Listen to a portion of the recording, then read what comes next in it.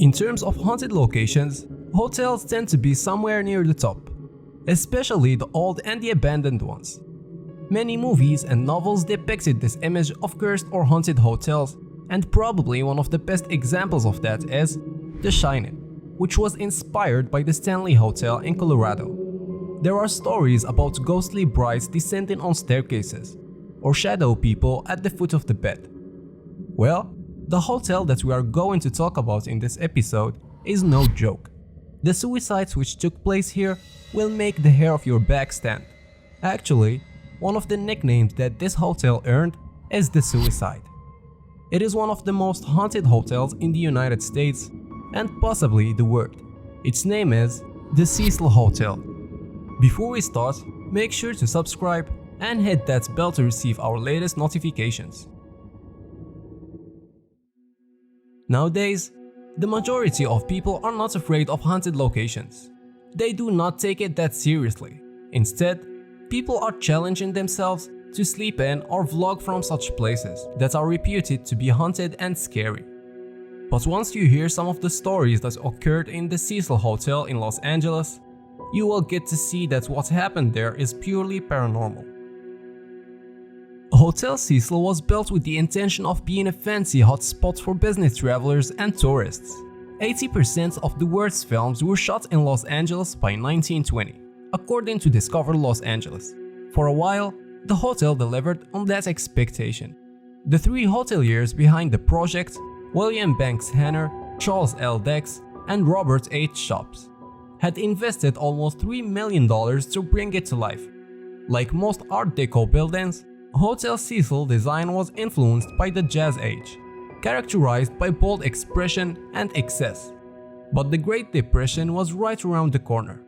In the decades to follow, the hotel and its surrounding area slowly declined, and later the US entered the Second World War, followed by a string of historical events that led to the area's changing demographics. So as downtown began to empty out around the late 1930s, Hotel Cecil's 700 rooms did too, and the lobby's elaborate, opulent materials went from shiny to dull. In the Netflix series, former manager Amy Price explains that the hotel consistently had people pass away. I believe in the 10 years I worked there were about 80 deaths. A terrifying number that led her to ask a fellow employee, "Is there a room here that somebody hasn't died in?" "I never got used to that," she remarked. So many sad things have happened here that there is literally an entire Wikipedia page dedicated to its violent history. It all begs the question, is the place cursed, or does its dark past attract more darkness? The first known incident at the Cecil Hotel was in 1927, when Cook shot himself after he failed to reconcile with his wife and child. The second incident was in 1931, 4 years after it opened. 46-year-old W.K. Norton, the Manhattan Beach, California resident, who checked in under the pseudonym James Willis, committed suicide by ingesting pills. It was followed by a long series of similar deaths in 1932, 1934, 1937, 1938, 1939, and 1940, and basically every few years after it. Unfortunately, this sad pattern would continue, leading those who lived in the hotel long term to refer to it as the Suicide. One of the most heartbreaking incidents came in 1944, when a young woman gave birth in a hotel room and threw her newborn out of the window in a panic. 3 psychiatrists testified that she was mentally confused at the time of the incident. In January 1945, she was found not guilty by reason of insanity. But the Cecil's first foray into crime history came in 1947, when Elizabeth Short, also known as Black Dahlia, was allegedly spotted having a drink at the hotel days before her murder. This story is in dispute, but it's worth mentioning if only for its popularity. But even if you toss out the Black Dahlia connection, it's not the only notorious true crime case embedded in the Cecil Hotel history. In 1962, a woman called Autumn jumped from the window of her 9th floor room after an argument with her estranged husband Dewey. Autumn landed on a pedestrian, Gianni, killing them both instantly.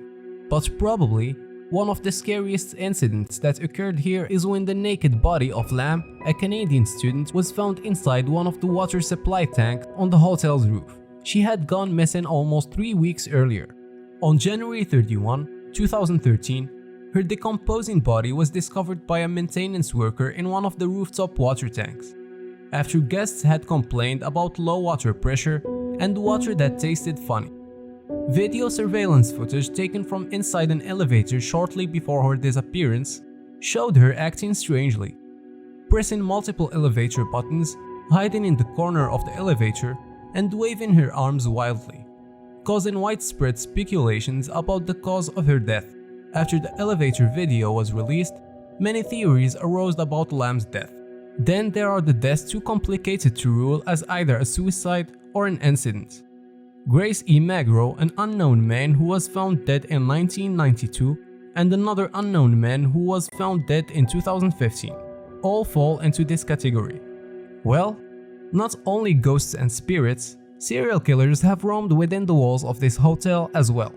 Richard Ramirez, better known as the Night Stalker, was the terror of coastal California from April 1984 to August 1985. He murdered no fewer than 38 people. And when he was operating in Los Angeles, his base of operations was, you guessed it, the Cecil Hotel. He even disposed of evidence including bloody clothes in the hotel's dumpster. Ramirez was not the only serial killer that stayed here. In the 1990s, Austrian serial killer Jack Antervej lived there. He was sent there to report on different cultural attitudes about sex work in the US versus in Austria.